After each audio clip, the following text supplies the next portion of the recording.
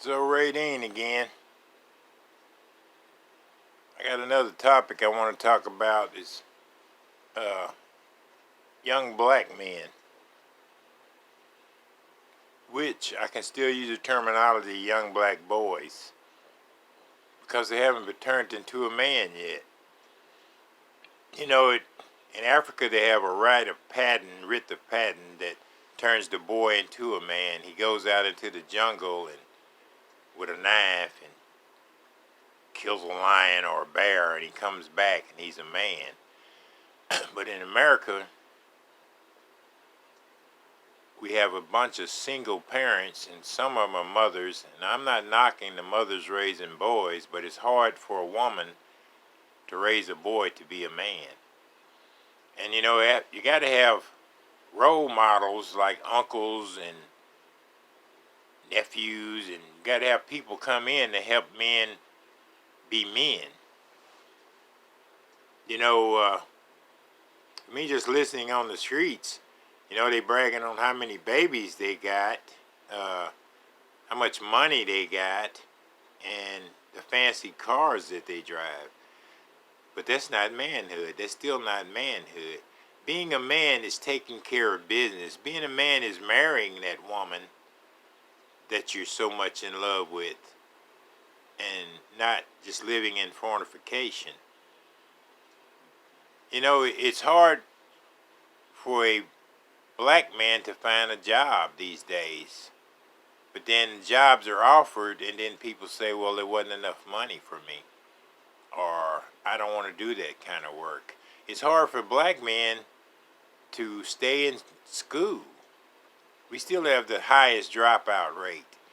We don't have too many of our black boys going to college. They don't need college. Some of them dream of going to the NFL, the NBA, and they playing sports real well, but that's only part of life, man, playing sports. Academically, you should go to college and at least get a bachelor's degree, at least. And the college system is so easy to get into now, I just don't understand why we're not packed in there. And I heard this person said that this guy got out of prison, they had a block party for him. The whole road was blocked off and they had a party for him. And this guy had his master's degree and nobody gave him a party at all. We got it kind of wishy-washy there. I'm just an old country boy, and I sit back and I have nephews and I got grandson that they don't want to do nothing with their life. They sleep all day, play games all night. They date little girls, and they think that's what's happening. They think that's what being a man is all about. And I hate to say that a man knows how to wear his pants when you become a man. Sagging's cool. If that's part of their fashion. It seems like the pants are getting lower and lower and lower. But when you become a man, you realize you don't want to show your butt to everybody. And you learn how to wear a belt properly.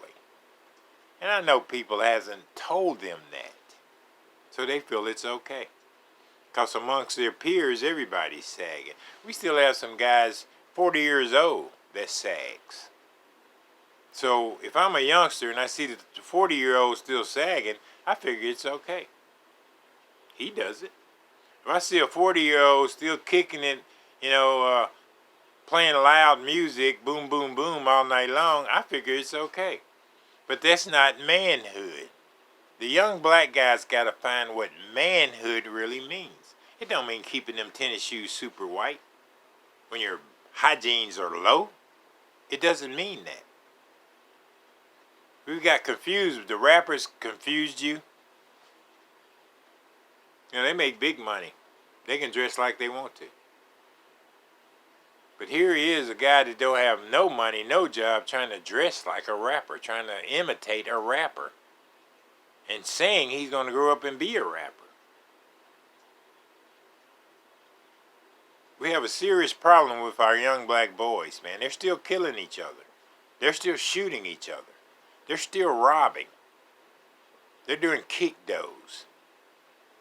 They're still stealing cars. It's a gimme society. Gimme, gimme, let me have it. I could be wrong, but I'm from a small town, East Texas.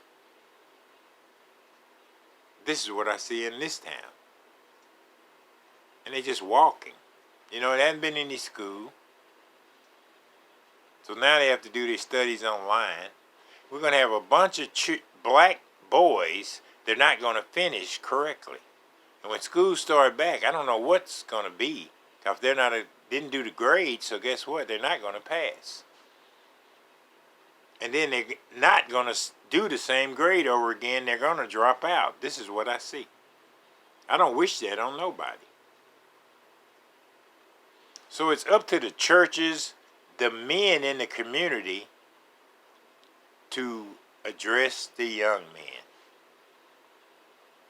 We have to show them how to be a man.